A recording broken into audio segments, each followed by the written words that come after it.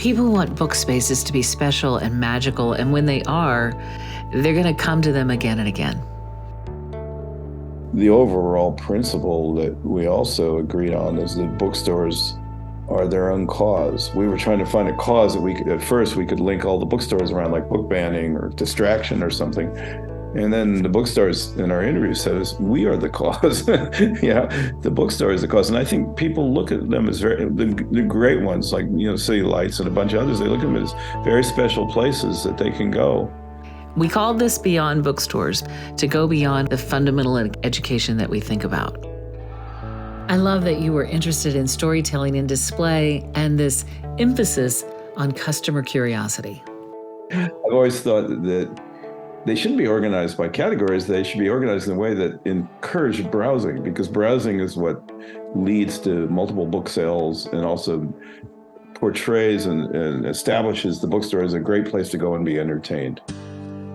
When you go into a bookstore, you just want to wander around, and you're not looking for anything in particular, you're just looking to be entertained and to find something you want to read at home. And that applies to newsletters. You get a newsletter, and we got thousands of newsletters, all of us now. If they don't grab you from the beginning and they don't offer you some kind of story or personality of the store owner or something that intrigues you, and then most importantly, drives you to go down to the store to hang out, and the newsletter is then a much more effective tool if it's just as fascinating. But it's only the first step in the journey. The store itself is the real journey.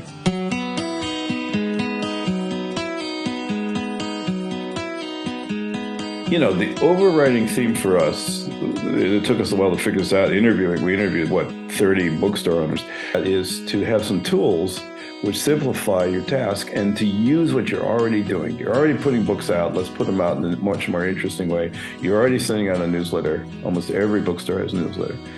You put together, Steve, this beautiful table in your home with all these book adjacencies, and that table just in the picture was on fire because it was connected in ways that were relevant and meaningful to you. And that energy infuses the whole thing. So it gets us out of the genre thinking, drives our librarian friends crazy. And, there's always the tension of, can you find it in the store? Or, is it exuding passion?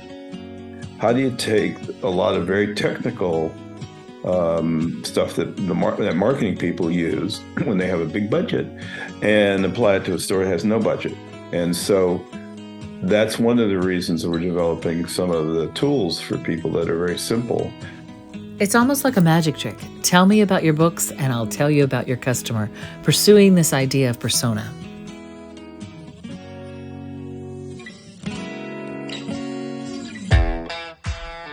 The principle of bringing traditional brand innovation into the independent bookstore was an important part. Retailing and marketing just really go together. And as you've mentioned, we talked about the roles of newsletters in engaging marketing. I loved what you gave to me in the sense that I don't put out a newsletter now that is not connected to a display. Every newsletter is connected to a display. Every newsletter is connected to a display. And it's a story that's interesting that's connected to a display.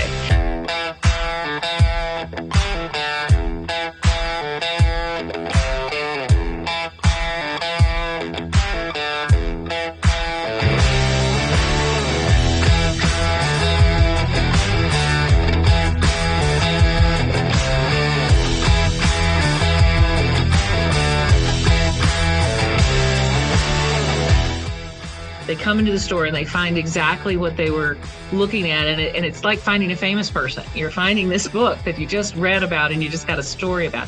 So you really taught me that this importance of the integration, that you can't have somebody working on display over here and somebody working on marketing and newsletters over here and somebody else buying and doing something totally different. Those three activities need to be really connected. We're talking about using, as I love to call them, the superpowers of your shelves. We read top to bottom, left to right. We're going to read a display that way, and it should be immediately comprehensible. And you added scintillating. One of the examples that came up was an empowered women display, which is fine, but it just kind of lies flat. And the bookseller said, nothing's happening with this display. If we change the title of the display to I lost my hair and then everything changed. Now we got something interesting going on, different ways of creating a story. We talked about the difference between a topic and a theme. About partnerships with other stores and organizations in the community, and so that your connections are beyond just the author events that you have. So, there's a whole bunch of examples that we ran into where people were selling their books in crazy places you wouldn't expect them. And that's literally a beyond bookstore thinking, getting outside the walls. People need to tell their personal stories. They need to infuse it with a kind of life that can't be found anyplace else. They can't go anywhere else and get that experience. Yeah, and that that lesson came in part from Mike and a couple of his partners back at the old days at Campfire, in which we always were urged to tell a story that people want to retell, not just tell a story that entertains people. Dalton was at Branson said, look, I have the 6th largest airline in Europe, not the 2nd largest to BA. Actually, Virgin Air was way down the list. He said, if I redefine the category, and so I'm no longer an airline, I'm an entertainment experience, I can move myself up to 2nd, which is what happened. This idea that each book culture is completely unique. We don't want to lose the sense, the magic of the thumbprint. What we're talking about here is the idea of delving deeply into what makes you completely different than everybody else. Magic in a bookshop through the stories around the stories that you choose in newsletters, socials, and physical display. It's not about a formula. Every powerful bookshop experience is not about following a set of steps. But like art, relationships, music, and great homes, a bookshop has a sort of soul, and there are principles to creating great art, relationships, music, homes, and bookshops, just not prescriptive paths.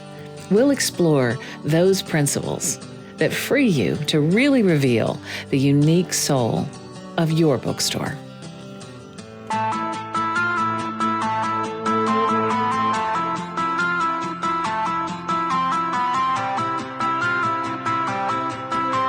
I don't know, it's one of the nicest things that I've been involved in a long time. It's really wonderful.